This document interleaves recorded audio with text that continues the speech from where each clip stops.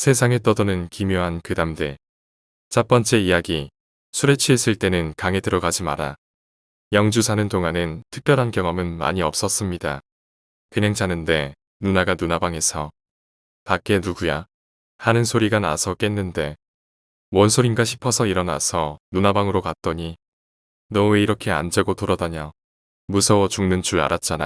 라고 하길래 나 지금 누나가 부르는 소리에 깬 건데 왜 그래? 뭐 이런 정도밖에는 별일 없었습니다. 오늘 드릴 얘기는 전혀 무섭지 않습니다. 영지에서 살던 아파트 앞에는 강이 하나 흐르고 있는데 강이라고 하기도 애매할 정도로 수심이 얕았습니다. 가장 깊은 곳이 무릎이나 무릎 바로 위 허벅지 정도까지 오는 정도였습니다. 그런데 그렇게 얕은 물에서 해마다 한 명 이상씩 빠져 죽었습니다.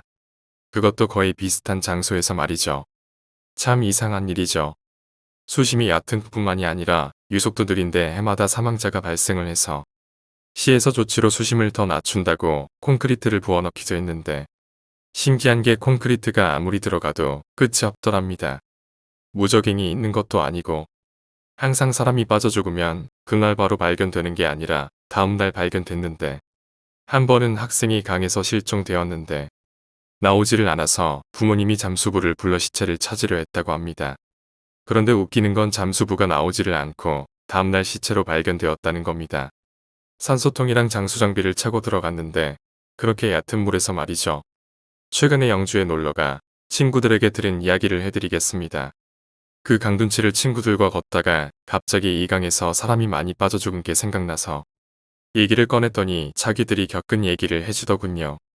중고등학교부터 함께 놀던 친구들이 현재도 7명이 모여서 노는데 그리 몰려다니면서도 사고 쳐본 적이 없을 정도로 아이들이 심성이 착했습니다. 그 중에 특히 착한 친구가 한 명 있었는데 그 친구는 쌈박질도 한 적 없고 친구들에게 욕 한 번 한 적도 없습니다. 성인이 되어서 그 친구와 다른 친구들이 역 앞에 번기시장에서 얼큰하게 술을 마시고 강둑을 걷고 있었다고 합니다. A는 술이 취해 다른 둘과는 보조만 맞춰 걷고 있었고 둘이 취해 이런저런 얘기를 신나게 나누고 있었다고 했습니다. 한참을 그렇게 걷고 있는데 갑자기 뒤에서 첨벙 하는 소리가 나더랍니다. 혹시나 하고 뒤를 돌아보니 아니나 다를까 친구 A가 물에 빠져 있더라는 겁니다. 나머지 둘은 이 녀석이 취해서 발을 헛디뎠구나 하고 생각을 했답니다. 둘이서 A 녀석을 한참 비웃고 있는데 뭔가 이상하더랍니다. 무릎 정도 오는 깊이에서 A가 깊은 물에 빠지기라도 한 것처럼 허우적거리고 있더랍니다. 그래도 상황이 긴박해 보이지 않아서 둘은 웃으면서 옷이 젖기 싫어서 팔만 내밀어 나와 쇼하지 말고 이러고 있는데 애가 나올 생각을 안 하더랍니다. 그래서 어쩔 수 없이 둘이 물에 들어가서 애를 일으키는데 A가 갑자기 이거다 새끼들아 하면서 소리를 지르면서 부리치더랍니다. 친구들은 당황해서 얘가 뭐가 서운했나 이럴 애가 아닌데 하면서 일단 강에서 끄집어냈다고 합니다. 그랬더니 A가 정신을 차리곤 자기 옷이 왜 이렇게 젖었냐고 묻더랍니다. 친구들이 왜 빠졌냐고 물어봐도 자신은 기억이 안 난다고 하더군요. 물귀신은 자신이 상불하려면 그 자리에 다른 귀신을 채워넣어야 한다고 하더군요. 그래서 유독 그 강에 해마다 사람이 빠져 죽는지도 모르겠습니다. 늦은 밤에 술에 취해 강가를 혼자 걷거나 혹은 강에 들어가지 마시기를. 두 번째 이야기, 피아노. 중학교 2학년의 시절이었는데 엄청나게 더운 날이었죠. 전라북도에 사시는 이모가 서울에 오게 되었습니다. 서울에서 대학 생활을 하는 사촌 누나를 만나기 위함이었죠. 사촌 누나와 이모는 오랜만에 우리 집에 온다고 하셔서 더운 날이었지만 아주 바쁘게 움직였죠. 집안을 정리하고 어머니가 반찬을 만들고 있을 때 이모와 사촌 누나가 왔습니다. 사촌 누나가 음악에 관한 학과를 전공하고 있었는데 전자피아노를 가지고 온 겁니다. 제 위에 누나가 한 명 있는데 누나가 매우 피아노를 좋아했습니다. 그걸 알고 있어서 피아노를 가지고 왔나 봅니다. 누나는 전자피아노를 연신 두들기고 있었죠. 우리는 몇 분 동안 피아노에 관한 얘기를 하다가 너무 오랜만이라 그 이야기는 순식간에 끝났습니다. 그동안 어떻게 지냈냐는 등 여러 가지 얘기로 바빴습니다. 얼마 정도 얘기를 나눈 걸까요? 벌써 11시가 된 겁니다. 저는 내일 학교 가는 날이라서 먼저 방에 들어가서 잠을 청했습니다. 몸을 바쁘게 움직였더니 워낙 졸렸고 눕자마자 잠에 빠졌습니다. 어느 정도 잤을까요? 오줌이 마려워서 일어났습니다. 시간을 확인해 보니 정확히 새벽 3시경이었습니다. 휴대폰으로 확인했고 우리 집 안방에 있는 전자시계도 3시를 정확히 가리키고 있었습니다.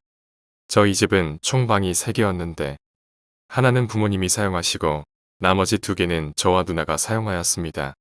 부모님은 각자 부모님 방 사용하고 누나 방은 이모와 사촌 누나 그리고 저의 누나가 자고 있는 걸 봤습니다. 화장실에 나오면 방에 누가 있는지 전부 다 보였거든요. 주변을 둘러보다가 갑자기 알 수 없는 소리가 제 귀를 때리더군요. 처음엔 무슨 소리인지는 몰랐지만 곰곰이 들어보니 피아노 소리가 들리더군요. 저희 집은 그때 피아노가 없었다고 생각하려는 찰나에 사촌 누나가 오늘 피아노를 갖고 왔지라고 생각하며 방으로 다시 들어가려고 했습니다. 그런데 갑자기 이상한 생각이 들었습니다. 누가 이 새벽 3시경에 피아노를 친단 말이야? 라고 생각했습니다. 전자피아노가 있는 곳은 3개의 방에 있는 곳이 아니라 작은 보관함에 있었습니다. 거기에 집어넣은 걸 보았고요. 사람 한 명이 겨우 들어갈 만한 장소였습니다. 거기는 사람이 들어갈 수는 있지만 워낙 좁기 때문에 피아노를 치기는 어렵습니다.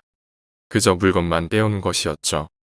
저는 괜한 호기심 때문에 그곳으로 점점씩 향했습니다. 뭐라도 홀린 것처럼 아무 생각도 없이 그저 발이 가는 대로 따라갔습니다. 갈수록 소리는 가까워졌습니다. 전 몰래 그곳을 봤죠. 긴 생머리를 한 여자였습니다. 자세히 보니 체형이 우리 사촌 누나와 매우 비슷하더군요. 사촌 누나인가? 라고 생각해봤지만 아까 전 누나 방에서 봤던 사람은 사촌 누나와 이모였습니다. 워낙 더운 날이라 다들 문을 열어놓고 잤기 때문에 얼굴을 모두 다 볼 수 있었죠. 저는 그때부터 알 수 없는 생각에 빠져들었고 엄청 더운 날 등에서는 소름이 돋기도 했죠. 지금 생각해봐도 내가 왜 그 사람한테 말을 걸었는지 한심하게 생각합니다. 워낙 호기심이 많던 저였기에 저도 모르게 누구세요? 라고 말한 겁니다. 아무런 반응이 없다가 몇 초가 지난 걸까요? 갑자기 그 사람이 뒤돌아봤습니다. 저는 얼굴을 보자마자 경악을 할 수밖에 없었습니다. 사람의 얼굴이 아니었습니다. 전 순식간에 온몸에 힘이 쭉 빠졌습니다. 알 수 없는 얼굴 형체를 가진 귀신은 순식간에 사라져 버렸습니다. 순식간에 일어난 일이라 전 정신을 가다듬을 시간이 없었습니다. 거기에 밖에 아닌 집에서 귀신을 목격했다는 자체만으로 전 엄청난 충격에 빠졌습니다. 전 그걸 목격하고 난 후에 머리가 멍해지고 모든 것이 멍해지더군요. 몇 분이 지났을까요? 저도 모르게 갑자기 쓰러지더군요. 미지의 힘이 절 어떻게라도 조절한 걸까요?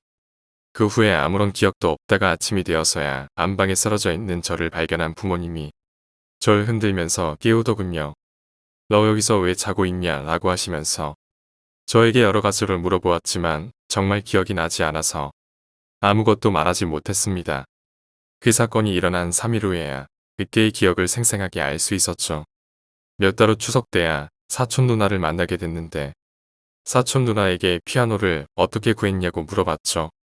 물어봤더니 자신이 산 전자피아노는 새로 구입한 거라고 하더군요. 전 처음에 누구의 손을 거치지 않았을까라는 생각을 무참히 깨버린 거죠. 여전히 미스테리한 얘기입니다.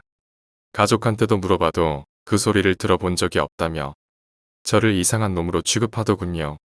어쨌든 그렇게 해서 제 인생에서 가장 미스테리한 얘기로 끝나고 말죠. 지금도 생각해봐도 여전히 등에 소름이 돋을 정도니 그때 상황은 오죽했을까요? 세 번째 이야기, 기묘한 손님. 우리 엄마는 그냥 집에서 재미삼아 동대문에서 떼온 재료들로 소소하게 액세서리를 만들어서 동네 프리마켓에 내다 팔곤 해. 그리고 오늘도 마침 프리마켓이 있어서 엄마가 장사를 나갔어.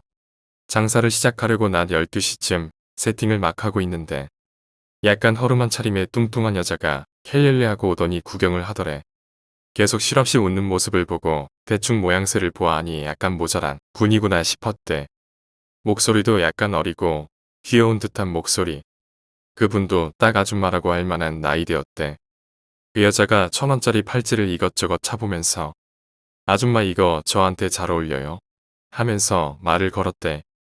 근데 엄마가 보니까 정말 1,000원짜리인데도 잘 어울려서 진심으로 잘 어울려요 하고 대꾸를 했더니 좋아하면서 팔찌를 사더래. 그래서 우리 엄마가 친근하게 언니가 장사 시작부터 기분 좋게 팔찌 사주시는 거 보니까 잘 될 것 같네 하고 인사치레를 하셨대. 그나사 풀린 듯 엉거주춤 서서 실실 웃던 여자가 그 말을 듣자마자 자세를 싹 도도하게 고치고 표정이랑 눈빛도 확 진지하게 바뀌더니 저 왔다 가면 장사 잘 될 거예요. 라고 차 가라앉은 목소리로 묘한 웃음을 짓고 가더래. 꼭 엑소시스트 같은 프로그램에서 보면 무당이 뒤접할 때 확 다른 사람으로 변하는 것처럼 딱 그거랑 똑같았대. 그래서 엄마가 너무 소름 끼치고 어리둥절해서 멀뚱히 서 있었대. 그리고 정말 그 여자의 말이 맞아떨어진 건지 그 후 2시간 동안 손님들이 엄청나게 몰려들어서 정신이 없었고 그 뒤로도 계속 손님이 많이 와서 엄청나게 팔렸지. 많이 벌었다고 좋아했었는데 나쁜 일을 겪은 건 아니지만 너무 소름이 돋아. 그 여자 손님 정말 어떤 사람이었을까?